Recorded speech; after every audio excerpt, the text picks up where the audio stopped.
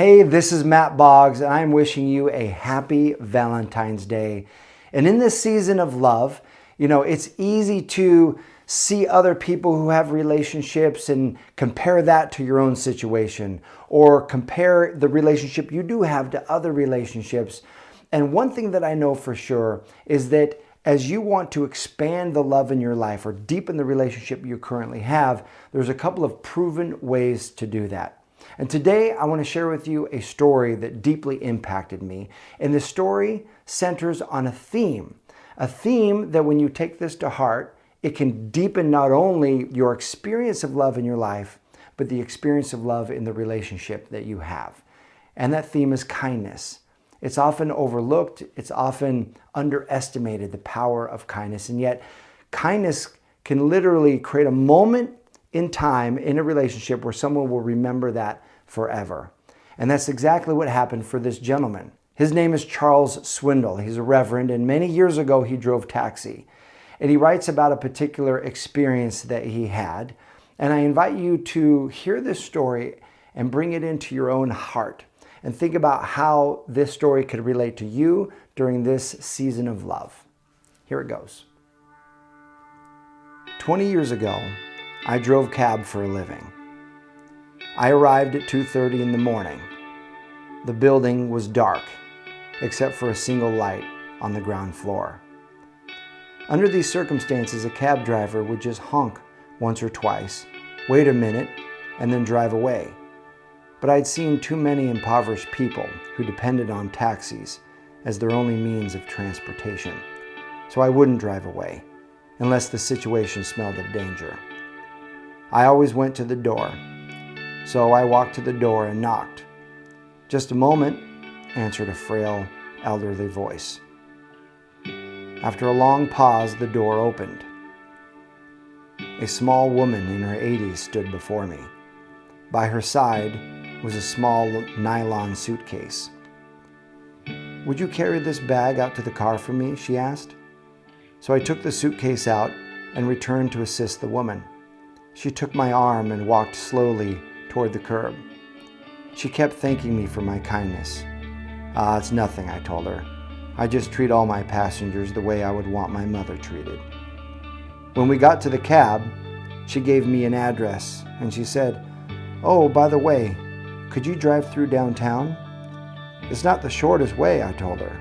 "I don't mind," she said. "I'm in no hurry. I'm on my way to hospice."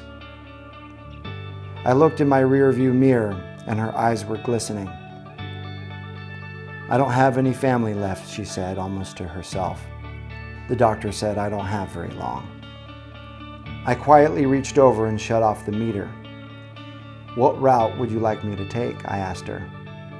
For the next 2 hours, we drove all around the city. She showed me the building where she had once worked as an elevator operator. We drove through the neighborhood where she and her husband had lived when they were newlyweds. She had me pull up in front of a furniture warehouse that had once been a ballroom where she had gone dancing as a girl.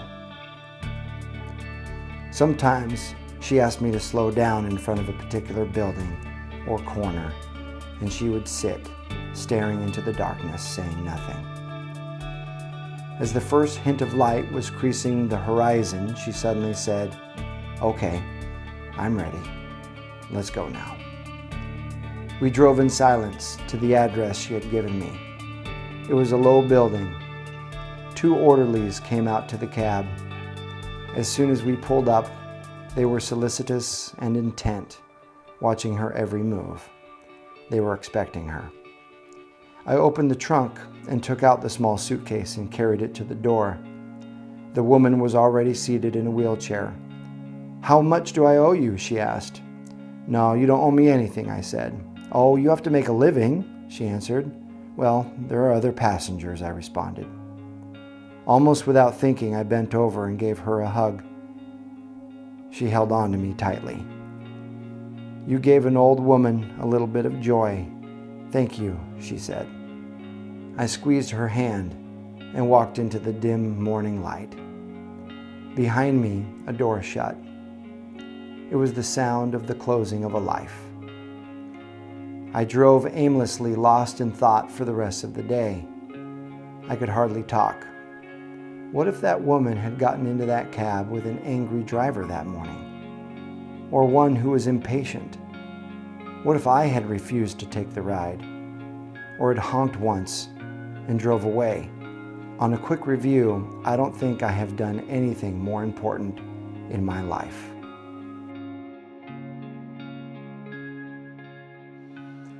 I hope that story touched you the way it touches me. And what I love about that story of kindness is that it embodies a quality of kindness that can be so powerful for people, and that is patience. This taxi driver had patience for her, an understanding for what she wanted that day, and he was willing to give that gift of patience to her, to drive her around to see these sights. And so in relationships, it's so easy to have grudges and hold resentments and to be impatient with each other. Impatient over breakfast, impatient when someone's a little bit late and we're trying to get in the car and go, impatience in responding to a text message. So I challenge you this week to turn up the patience, because that is an expression of kindness for the relationships that you love, and watch your own life blossom as a result. Happy Valentine's Day. I appreciate you, and I'll see you soon.